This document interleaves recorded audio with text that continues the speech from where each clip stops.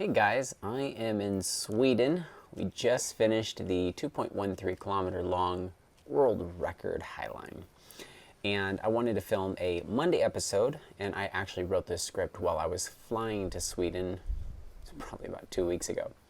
This is a no frills edit, no charge to patron episode. I like to keep you guys updated on Mondays because a lot of my episodes are 8 weeks behind. And so it's nice to kind of keep you guys in the loop on current stuff. Instagram has a lot of current stuff at How Not to Highline, but it's nice to just kind of ramble and talk. But I did kind of write out a few pages here on what How Not to Highline, why I started it, what it's about, and what I think I can do with it in the next few years. Since I basically am dwindling down my old life of being a painting contractor and trying to make this more full-time, I am realizing that a lot of the other sports and industries out there that use gear really want to see a lot of things tested. And the more we test, the more questions we have. And so I'm putting out a Gree brake test video on Wednesday. And I'm just thinking of all the other tests that I could have done and with the drop tower will be able to do with Grees, just Grees alone, let alone all the other devices. We also tested Beal birdies. So really the core reason of I found to be the channel is when your life is at stake, your adrenaline is high, you find you have a lot of questions about what your gear is going to do in all the situations you use it. You're supposed to use the way that it's designed, but a lot of the times you have to get creative. We did a lot of creative things on at least our anchor to rig the big Highline and let out the tagline and pull the webbing in. For example, what happens when you have a second carabiner in a hanger and it doesn't quite sit properly and is kind of being torqued a little bit, which we have the video sideways carabiners. Of course, that's a real extreme situation, but that's one test I really want to do because that happens all the time in big walling, is filling up these hangers with carabiners. It's not really something gear companies test. It's not the way it's designed. I do believe gear companies do test their gear thoroughly. I believe standards are useful, but there's a whole world out there of questions that it's really nice to have answered. And I'm realizing that arborists and cavers and even industrial people, which I thought had all the answers, are hitting me up all the time asking me things.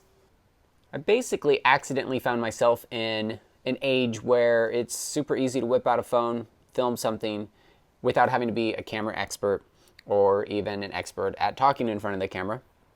And I was able to explore the why, which is my favorite question, or what happens if, and bring 100,000 people with me along the journey. I basically found I was surrounded by a community of people who also are really curious, and that backyard science more or less satisfies that curiosity, and they help come up with more questions, and they help answer some of the questions of why things do what they do. So I learn as much from doing this stuff and from comments and people interacting with me as you guys do from watching the videos. I do have a secret for gear companies for a marketing strategy. Brake test stuff. People really want to know. Don't just brake test your gear. Don't just brake test your gear compared to other gear. Brake test random scenarios. Do you know how many people share that DMM drop test video with the slings? And it's not even, I can't judge, my science isn't that great, but it's not even that great of a test. Their master point swivels all over the place. But oh my gosh, so many people have seen that.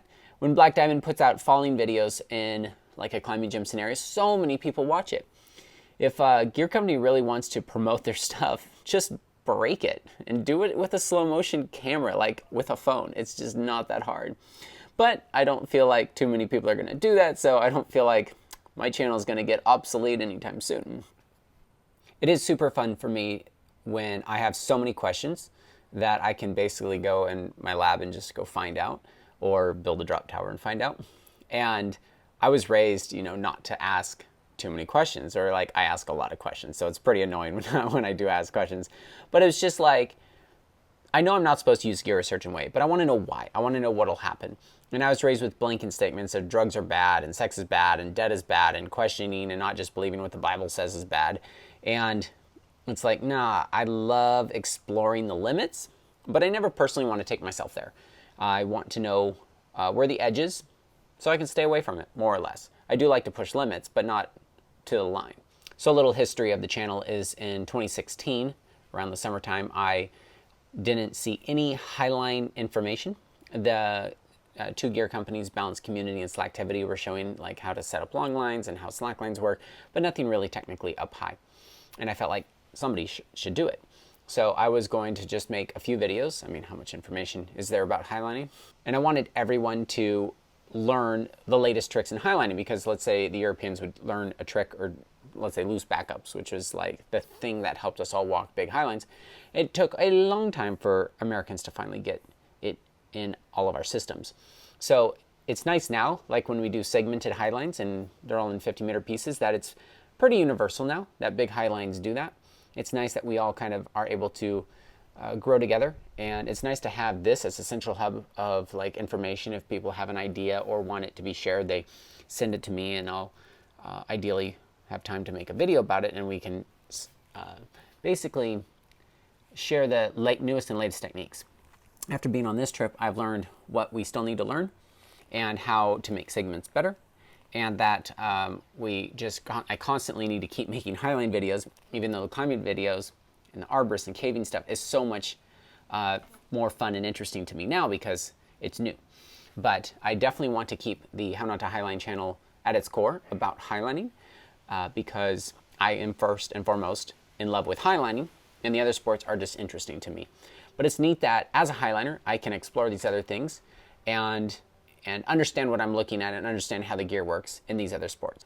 What's interesting about highlining is that we were a sport that was so new that we had to invent stuff, make stuff up, and basically break rules. We basically made a sport out of American death triangles, with our angle being so bad, and with unsheathed ropes. Webbing doesn't have a sheath. What you see is what you're walking on, whereas a climbing rope, the core is technically what's holding you, and it's padded by the sheath.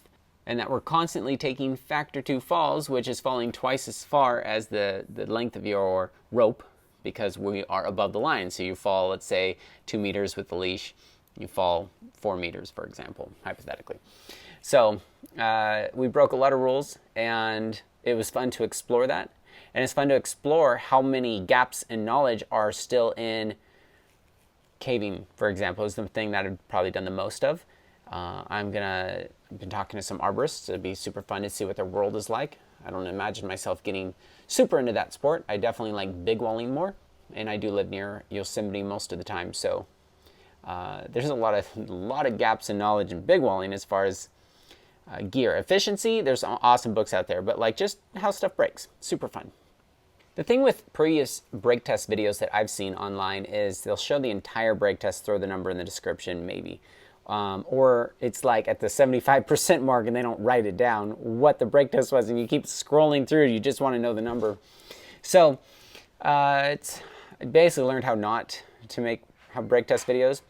And now that I've learned to put everything in the description and everything in timestamps, I think it's really helped, especially when I need to go back and reference stuff. So we're always improving on this channel. I think about what would I like to see if I were to go actually research this stuff. Because sometimes I'll go research a topic before I make a video about it, instead of just breaking it. And man, it's just, there's a lot of boring stuff out there. And I feel like education needs to be somewhat entertaining, because you want the end user to really understand the gear, whether or not they're like super seeking it out. So that's one of the things we try to do on this channel, is make it entertaining enough. I try to sound a little more normal on the YouTube videos. I try to get straight to the point if I can, but I definitely like to include a storyline and why it's interesting and why there's a pain point, why some people really, really want to know why this does what it does, in scenarios that I may have found myself in or other people have, that make it relevant.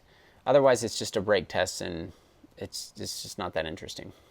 I definitely think there has been value growing in this channel, in the fact that not everybody wants to get Sprat 3 or whatever certifications and become a professional at gear.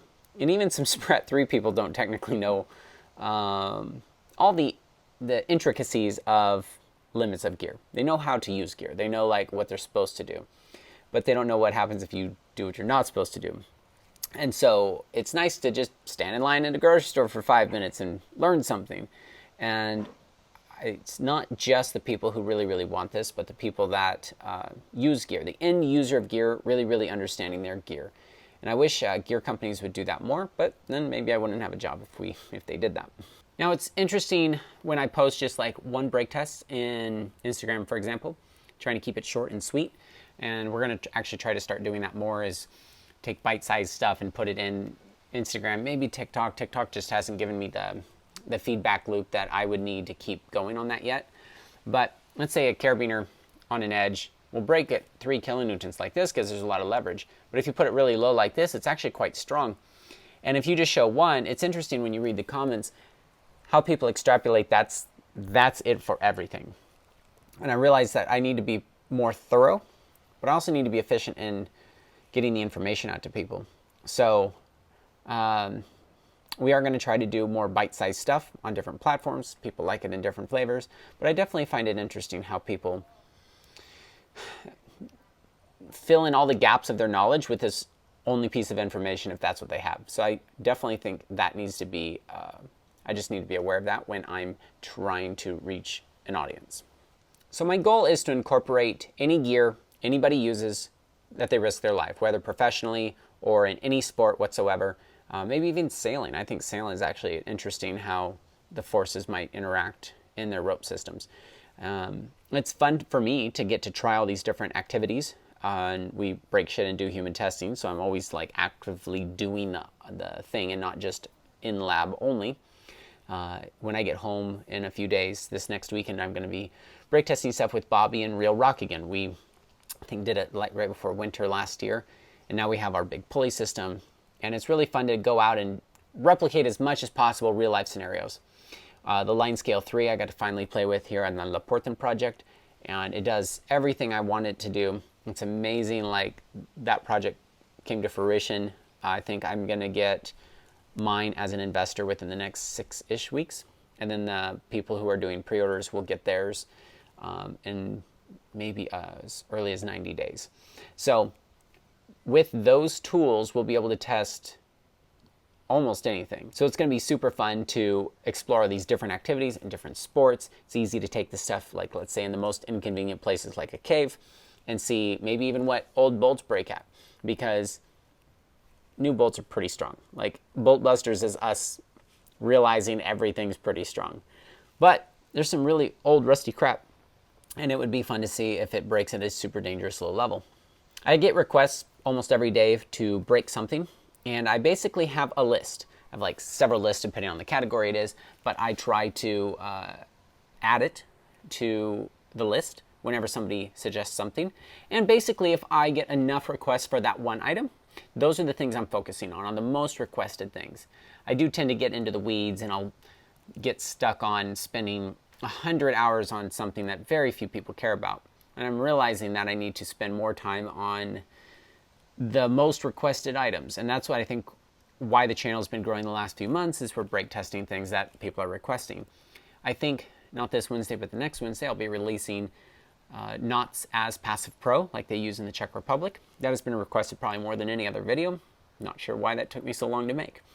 I maybe have a perfectionist side to me where I'm like, oh, so many people want this, I'm going to just try to do it perfect, and then never get it done. Super good enough is definitely something I try to live by, but it's super hard because I try to do things super nice, and then it just takes too long. Bolting Bible, for example, still working on it. It's going to be a bigger book when I'm done, but in a way that it doesn't feel overwhelming to read. What's great, though, is the drop tower is pretty much the last thing I'm going to really invest in as a thing that I break. What's great, though, is basically load cells are pretty much figured out. I have what I need. It'll always take maintenance and work and maybe upgrading software. But once the drop tower is done, I don't really need to learn engineering and learn how this shit works. I can just focus on pumping out the content. I might be shutting my painting business completely down right now, just my employee works, by the end of this year. And I really want to focus on this channel because I feel like it's super sustainable enough. Donations cover the costs of what we're doing, and potentially the things that we want to do. And then ad revenue and affiliate links is enough for me to live on if I invest right. So I just wanted to be careful. I don't want to basically rope jump without throwing a test bag first. This year is that test bag. And juggling both the painting business kind of as a side hustle and this as the main thing has been actually quite hard. So I'm hopefully able by the end of this year to do my last paint job. It's crazy to think about. Do I sell my equipment? Do I get rid of the license? I have my insurance, lead certification, corporation. It's like, do you really jump both feet all in? It's pretty crazy to think about. But I've only probably painted with my painting clothes on maybe 2 or 3 times this year. So that's been a success. My employee's been a lot more self-sufficient than he has been in the past, so he really stepped up. It's been working so far. Hopefully this continues. The goal was at 100,000 subscribers for no other reason than it's a milestone, that there's enough of an audience to make this worth my time to spend all my time doing it. Because I do really love doing it. Something that has actually really shocked me is the generosity of people towards somebody who's just like winging it. Clearly I'm filming with the phone, and clearly I'm just brake testing stuff with load cell I bought off eBay. But because so many people have chipped in, and my audience is about 50% US and 50% rest of the world, and the donations are about that as well. And it's interesting to see how many people support what we're doing. And so it's pretty cool. We just got a $5,000 grant, and I'll put that in a video shortly, all about that and that organization, and share the viewer and the story who nominated us for that grant. It is just like the perfect amount to help pay for a lot of the load cells.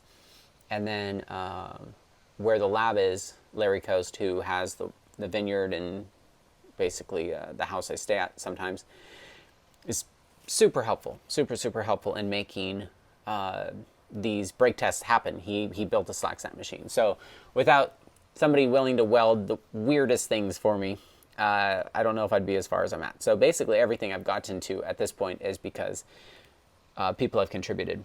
And basically the economics of it is the patrons on Patreon give $1 to $3 per episode, and that helps really pay for mostly the edit and any hard costs that go into an episode.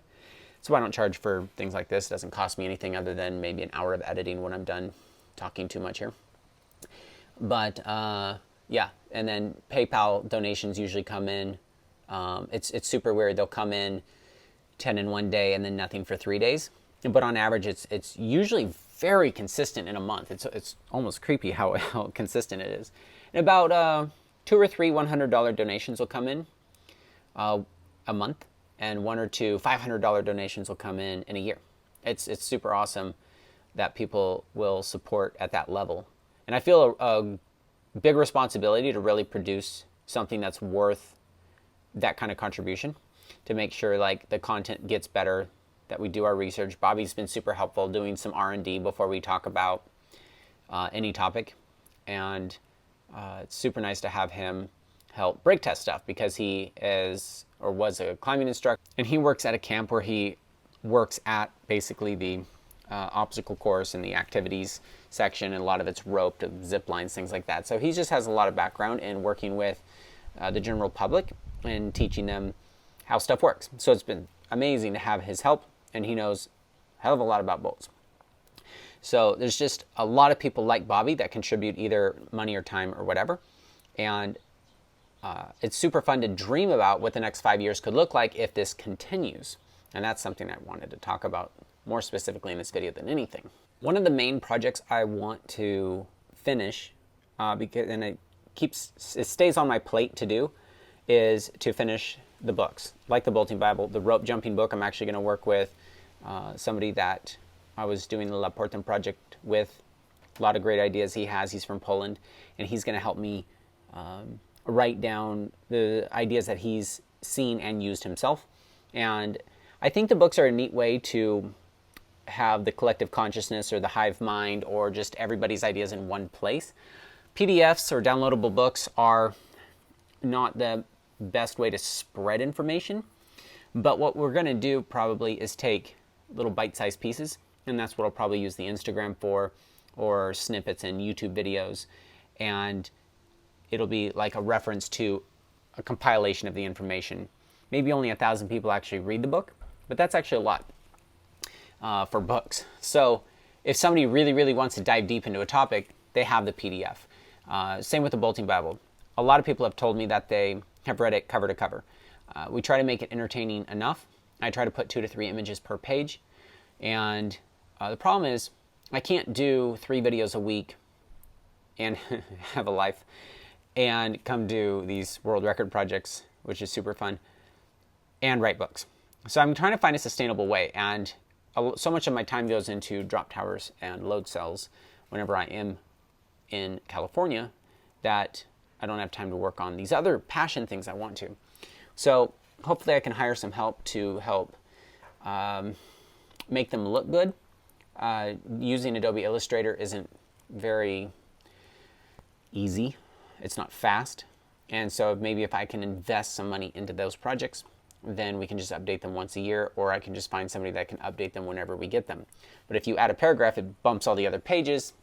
So books is a big thing.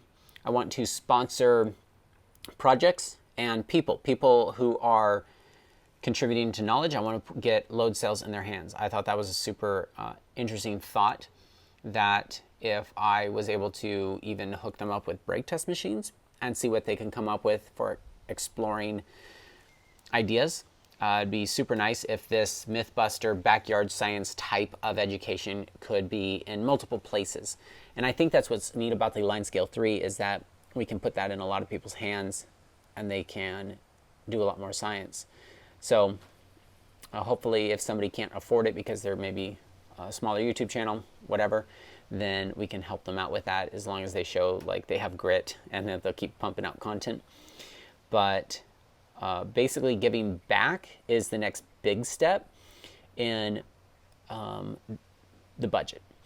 I want to sponsor athletes who are from countries that don't necessarily speak English.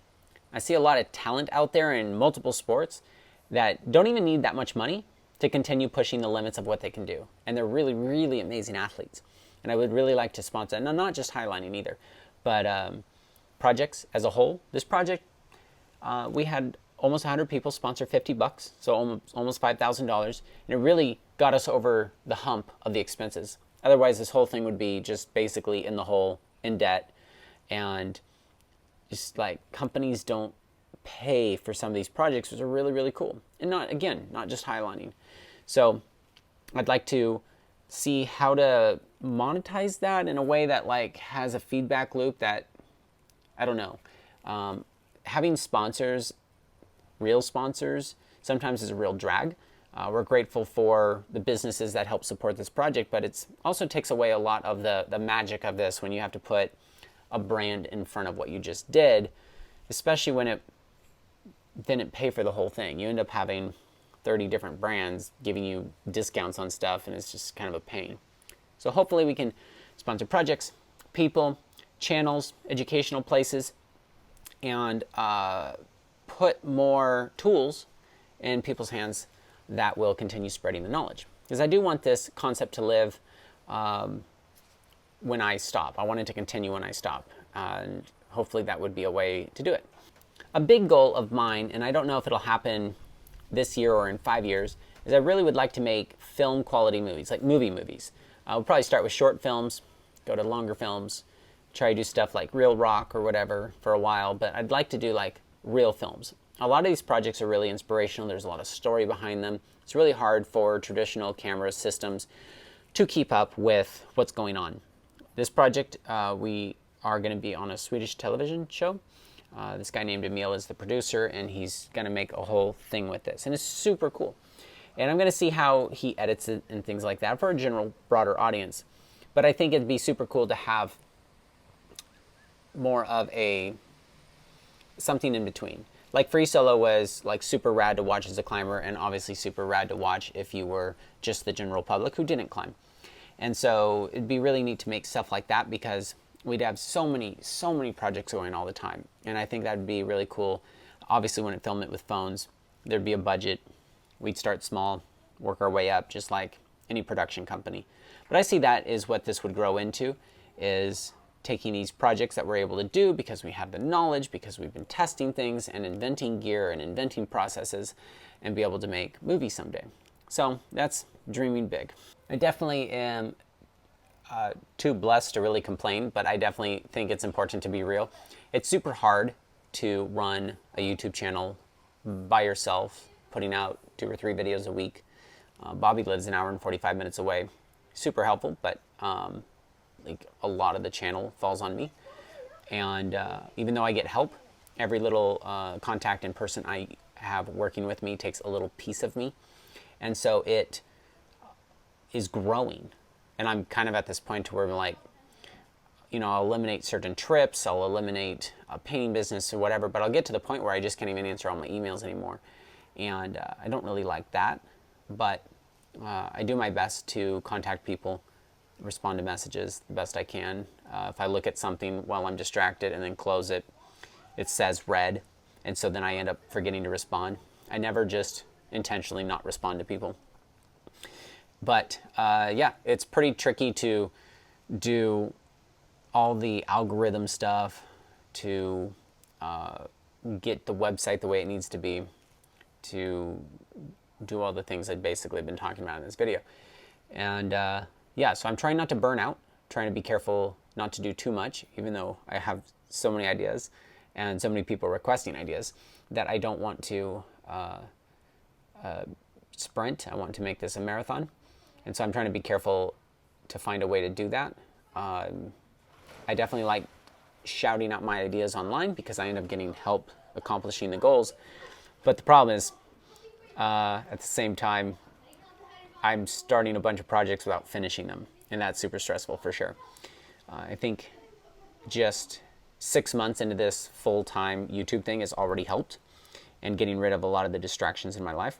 I'm going to keep working hard on this. I think after the R&D is done and the lab is completely built out and I'm only putting out 2 or 3 videos a week, then I can focus on the books. Once the books are out, I find somebody else to manage the Instagram. I find somebody else to polish the books. Once I get a really great team and I stop trying to crow this thing and I just like make great videos consistently without trying to like do too much, then yeah, I think it will be sustainable for the next 5 years. I was only planning on doing this for 5 years, and this summer, I think like in 3 months it'll be 5 years. But I love doing it. I wasn't expecting to last this long. Most YouTubers start to fall off the wagon around 2 years. Some will make it 5, but rarely do people go 10. So I have to just be careful how I approach it so I can last as long as possible. It's not realistic anybody lasts for 20. I'm sure something will evolve and I'll be doing something else 5 years from now. But I want the next 5 years to count. I definitely don't mind giving the next 5 years to this stuff, to all these other sports, and actually doing some helpful science and not just some backyard science, something people can really stand behind and like trust their life to, basically. I definitely love the feedback I get from the audience, even if it's stuff that I don't, want to hear.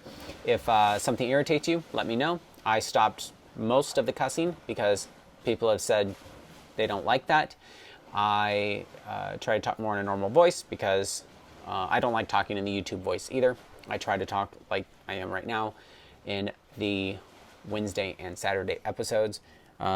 It's also pretty hard to try to keep people's attention and spit out the information as fast as I can. Because, a 20-minute video takes a lot to get it down to 20 minutes. But I think I can get the normal conversation voice better. I try to put the information in the description, timelines.